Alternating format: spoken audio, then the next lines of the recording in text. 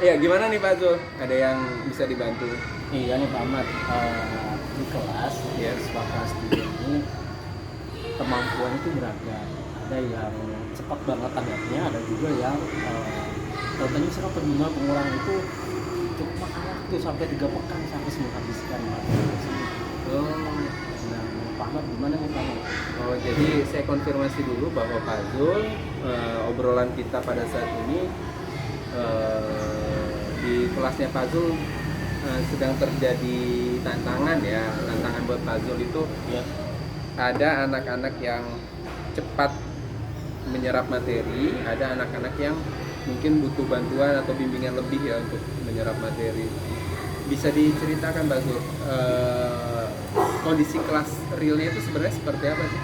ya, di kondisi ini sebenarnya sih di hari pertama kita tes ya, di awal itu juga pertama kita tes tentang kemampuan dasar anak-anak, kemampuan penjumlahannya seperti apa, pengurangannya seperti apa dan lain sebagainya, dan mengecewakan sebenarnya hasilnya sebenarnya.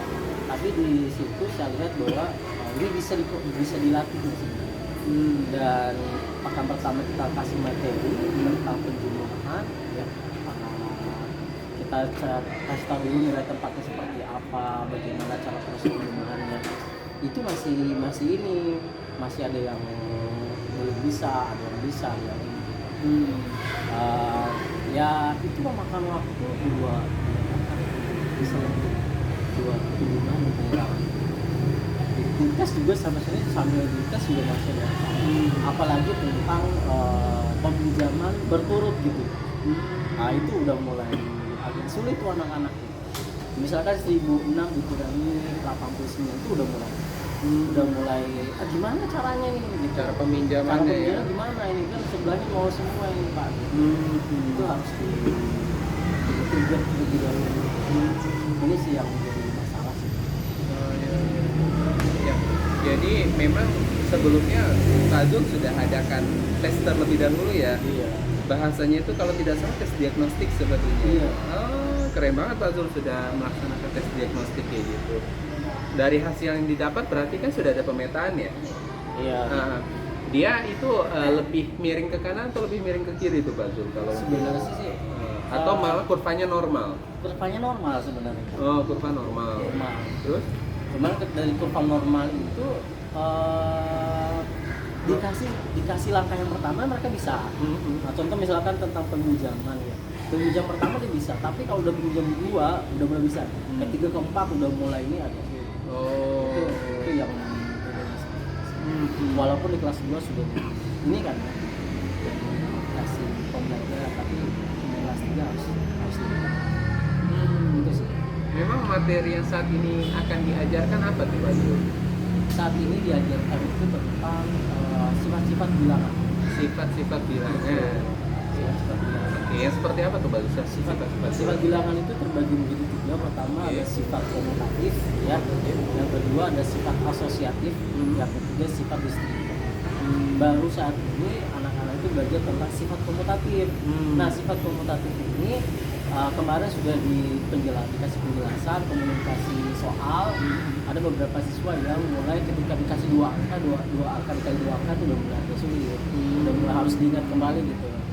Bagaimana cara prosesnya? Yang pasti ketika diingat sekali konsepnya itu. Namun memang kendalanya anak-anak saat ini kan di kelas ini belum 100% menghafal. Karena yang pasti saya sih mintanya anak-anak harus bisa memahami konsepnya dulu, kayak gitu. Nah, tantangannya besar juga bagi mereka. Iya. Kira-kira dari perbedaan pemahaman materi mereka, lebih tepatnya sih daya serap materi mereka ya, cepat dan lambat itu, hal apa aja sih yang sudah Pak Zul lakukan untuk mengantisipasi atau meminimalisir perbedaannya tersebut? Di awal biasanya 10 menit itu sudah diberikan soal yang mudah sedang. Jadi misalkan kita bahas dulu ya tentang penjumlahan misalnya. Jadi 2 soal atau 3 soal yang mudah, sisanya ada yang sedang atau yang sudah mulai diberikan. Nah besoknya lagi ketika jam matematika berikutnya lagi di hari berikutnya dikasih soal yang pengurangan. Jadi pengurangan yang 3 soal yang agak sulit, 2 soal yang mudah seperti itu. Tapi memang anak-anak ada yang benarnya dari semua itu, ada yang benar 3, ada yang benar 4, ada yang juga yang salah 4 gitu. Dari 5 soal. Oh iya. Jadi Iya. memang kenapa bisa seperti ini, mungkin bisa jadi tidak anak-anak itu tidak mengalami pengulangan di rumahnya, atau bisa di sekolah itu tidak, mereka nggak paham tapi nggak kayak gitu walaupun sudah diajarkan. Nah, kira-kira selain dari yang tadi sudah Pak Zul laksanakan adalah memberikan 2 atau 3 soal dengan tingkat kesukaran yang berbeda, apa ada hal lain yang Pak Zul sudah lakukan, Pak? Biasanya sih ini apa namanya ketika sudah diberikan 3 soal, misalkan di dalam pembelajaran prosesnya itu dikasih pemahaman soal, dikasih ini ya pemahaman tentang materi yang sudah diajarkan, dikasih soal, kemudian nanti anak-anak yang nggak bisa itu misalnya kita pakai tutor sebaya, kamu nanya kan juga bikin berkelompok dalam kelas. Ya silakan kamu nanya ke teman kamu ya, silakan diselesaikan. Misalkan kalau udah teman kamu udah selesai, udah dicek sama guru, nanti kamu boleh akan mengajarkan ke teman. Jadi satu anak mengajarkan satu anak. Jadi seperti itu. Tapi tetap aja misalnya ada anak-anak yang ini ya, yang belum bisa, yang perlu dibimbing banget gitu, itu harus ekstra bagi anak-anak. Bahkan ada anak-anak yang bilang bahwa saya Pak agak sulit ngajarin dia gitu. Iya. Tapi masih tetap ya. Kira-kira ada nggak sih hal tertentu yang mungkin Pak Zul pernah tahu bagaimana bisa memfasilitasi anak dari perbedaan daya serap mereka? Oh iya. Mungkin ini kali ya, apa namanya? Mungkin dengan cara pembelajaran yang saat ini diferensiasi, mungkin yang bisa jadi seperti itu. Pembelajaran diferensiasi. Ya, yang misalkan ada siswa yang belum paham di coaching dulu buat oleh gurunya, Di mentoring dulu. oleh gurunya, kemudian yang sudah selesai yang bisa paham bisa mengerjakan soal itu. Nah itu seperti itu. Mungkin bisa memfasilitasi ya, lebih. Tapi saya belum cari informasi secara lengkap, baru tahu ini aja dari beberapa sumber aja. Iya. Memang yang Pak Zul tahu pembelajaran diferensiasi itu kayak gimana Pak Zul? Ya diferensiasi itu kan ada yang prosesnya, Ada diferensiasi proses. ada diferensi konten, ada diferensi produknya. Oke, Nah, mungkin kalau saat ini saya larinya ke diferensi prosesnya. Bagaimana anak-anak ya yang saat ini memiliki kemampuan belajar ini, yang misalkan tadi yang sudah paham bisa duduk di bangkunya, bisa mengerjakan soal atau tantangan diberikan oleh gurunya, yang belum itu akan dimentor oleh gurunya gitu, papan tulis gitu ya. Jadi memang ada memfasilitasi gitu ya. Iya. Ada memfasilitasi. Yang pertama fasilitas untuk anak yang sudah bisa, maka mereka akan berdiskusi secara berkelompok. Yang belum, maka akan di mentoring dengan gurunya, seperti itu. Dan itu salah satu bagian. Kalau tidak salah apa itu bahasa itu ya Pak Zul? Bahasa Inggrisnya apa tuh? Apa itu ya? Tapi saya nggak tahu bahasa Inggris, tapi GRR ya. Gradual Release Responsibility, iya. kalau tidak salah ya. Ya, betul. Itu ya di dalam tahap ininya ya, tahap intinya ya. Betul. Kalau di tahap awalannya Pak Zul mau ngapain tuh? Kalau tahap awalannya sih biasanya kami memberikan Soal yang mengarah ke sana gitu. Soal yang mudah, Iya, yang sedang. sedang dan sulit. Nah, itu apa tuh bahasanya? Teknik apa tuh? Teknik scaffolding. Scaffolding. Iya. Jadi gimana tuh maksud macam teknik scaffolding? Jadi misalkan di awal itu dikasih soal yang mudah anak-anak, misalkan ditanya dulu. Teman-teman kalian sudah belajar tentang hal ini kan kemarin ya. Iya.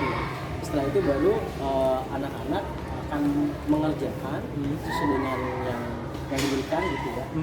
Kemudian anak-anak yang sudah yang bisa angkat tangan merespon hasil jawabannya seperti apa, bahkan teman-teman yang lain juga bisa menanggapi dari hasil jawaban dari teman-temannya.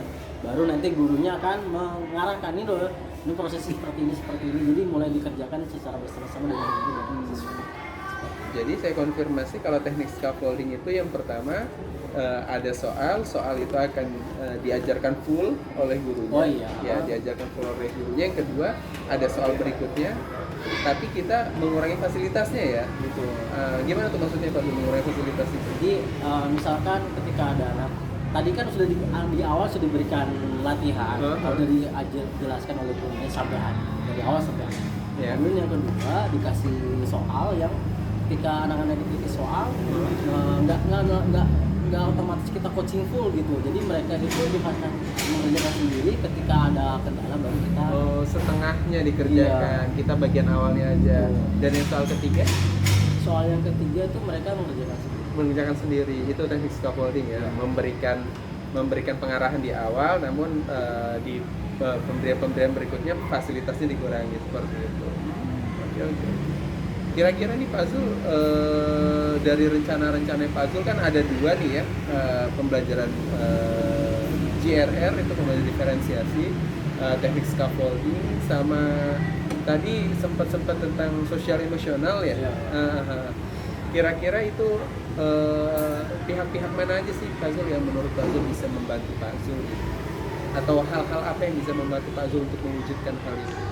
Mungkin yang harus saya lakukan itu pertama itu cari informasi, riset secara menyeluruh terkait dengan pembelajaran. Searching berarti ya, searching, kemudian bisa bertanya pada para guru yang lain gitu. Ya, sehingga nanti pembelajaran ini akan bermakna buat anak. Yang selanjutnya bisa bersama dengan tim kelas, rekan sejawat ya. Iya betul. Juga ada anak-anak yang terkait, misalkan anak-anak yang memiliki kemampuan yang lebih, itu bisa kita kerjasama. Ya, berarti memang saya pun ketika ngobrol begini dengan Pak Zul, saya dapat insight juga, dapat pencerahan juga nih, bahwa memang kita perlu belajar nih tentang pembelajaran berdiferensiasi, karena pembelajaran berdiferensiasi kan upaya guru ya untuk bisa memfasilitasi murid ya. Saya juga pernah tuh ada di program guru penggerak waktu itu, nanti coba akan saya share informasinya kali ya. Modulnya juga ada modul pembelajaran yang memfasilitasi murid dalam belajar. Itu salah satunya adalah pembelajaran diferensiasi seperti itu. Kira-kira dari rencananya Pak Zul, saya bisa tahu progresnya kapan? Mungkin bisa besok kali. Besok. Oh, berarti hari ini kerja keras loh.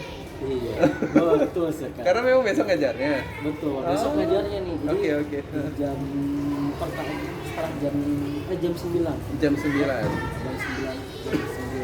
itu kita akan belajar tentang matematika, tentang sifat-sifat. Oh, jadi yang tantangan di kelas tadi tentang sifat-sifat itu akan coba Pak Zul fasilitasi di pembelajaran berdiferensiasi. Luar biasa ya. Jadi banyak belajar juga nih sama Pak Zul. Oke. Ada lagi Pak Zul? Terima kasih Pak Ahmad, karena saya juga terima kasih. Ini jadi curhatan saya bisa dapat ide besar ya. dari masalah anak-anak. Saya pun juga dapat ide juga, harus coba tetap mengembangkan pembelajaran salah satunya adalah pembelajaran diferensiasi seperti itu. Terima kasih ya. Iya Pak Zul. Oke, sama-sama. Semangat. Keren